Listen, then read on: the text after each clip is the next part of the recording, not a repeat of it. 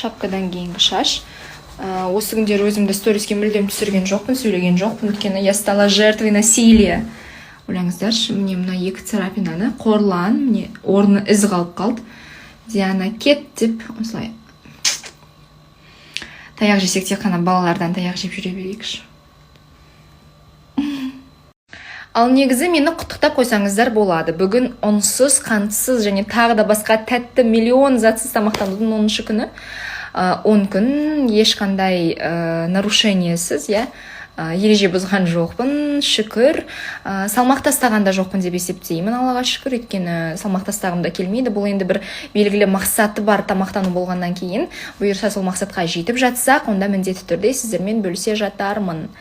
Әзірше по ощущениям все классно, все идеально, но иногда за день бывает так, что ты начинаешь перебирать все сладкое, что бы ты хотела съесть. Это сникерс, это сладкий кофе с карамельным сиропом и так далее. Но потом обманываешь свой желудок определенным фруктом и нормально. Вот как-то так, терпимо.